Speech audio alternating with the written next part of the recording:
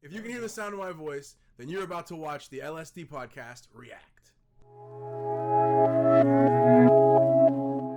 For the first video in our reaction series, what we're going to be doing is one of my personal favorites, and I will be introducing Mike to several, he will be introducing me to several, and we're going to be broadening our musical scope with one another as we've been doing with our political scope and our social scope throughout the entire LSD project.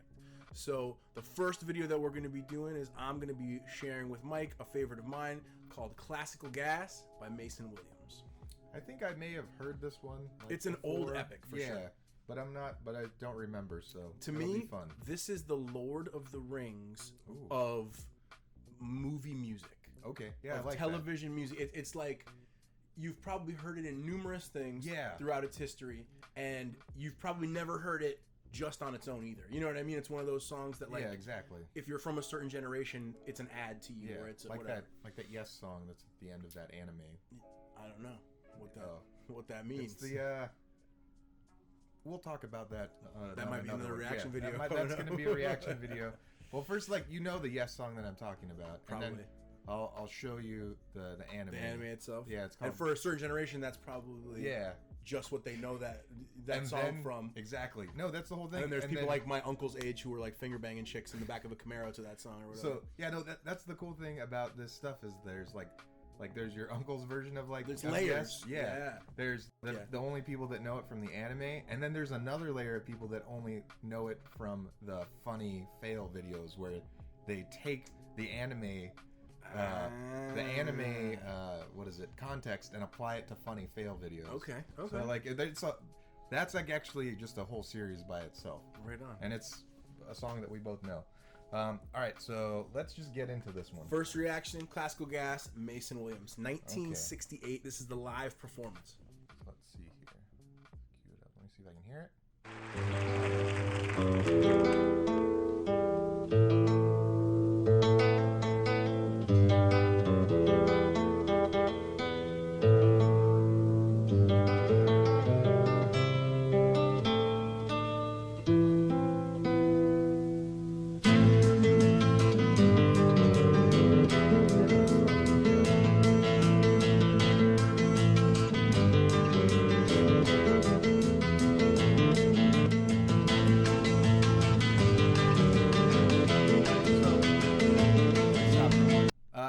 I know exactly the song, and people use it the same way, they use that Yes intro, for animes and funny videos.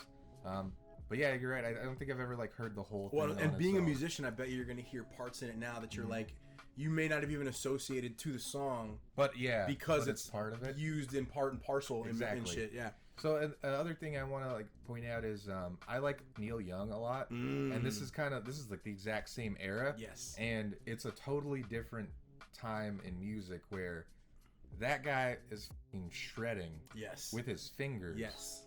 Right. And the only thing I put over Neil Young over a lot of people is he's shredding like that and singing, and he's playing two different parts. This guy's playing two different parts as well. This is probably one of the first pieces of music too. I'm a vocalist, so I'm drawn to vocal music. This is one of the first pieces of music without a vocal where you're that I fell in love with, deeply in love with. I love that your first pick was straight instrumental, because two of mine are awesome.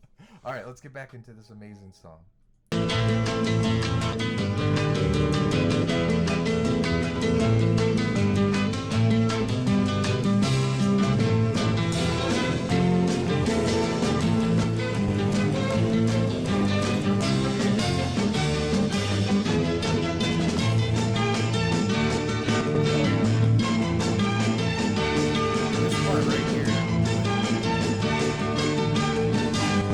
Right there, it was in commercials for 20 years. Oh yeah, still is.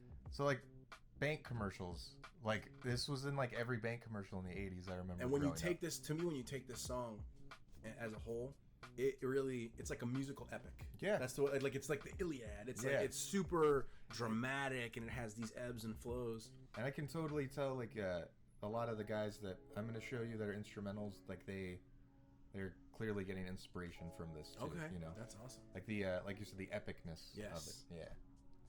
All right, back to the bank commercial.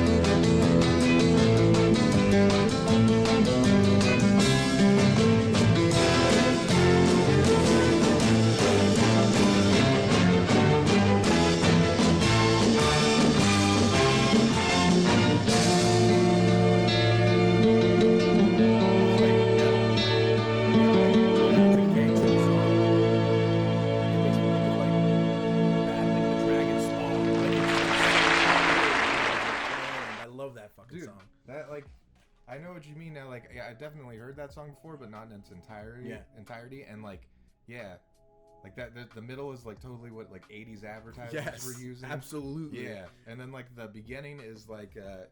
I don't know. I feel like that it's just an iconic riff. And you've heard, there's no question in my mind that end, those big sweeping, you've seen that during like the victorious battle scenes and stuff, old cowboy like shit, anything 80s produced. Pretty much this is like the theme of the 80s. Yes. Like, although it came out in 68. Yeah, I know. That's crazy. Yeah. But dude, that was really awesome. Like you said, I hadn't heard it in its entirety, and dude, that now I totally hear where. Like, I'm going to show you some Cult of Luna songs, and, like, definitely that end part, and the way they build to that, like, is metal as right on. Like, it's really metal as like this, the way they do it. I like this whole thing, too, because this is really, like, deep cuts of your musical identity. Yeah. You know what I mean? Where it's, like, you can see, because I wouldn't call myself a metal guy at all, but I can appreciate that kind of explosion, and it's like watching a good athlete.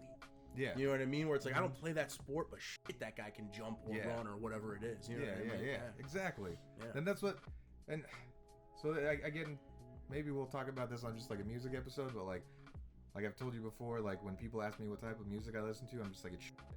But we could talk about that another time. But I guess that's going to do it for this episode. Check back next week. Yeah. Check back next week for our next reaction video. All right, guys. Bye.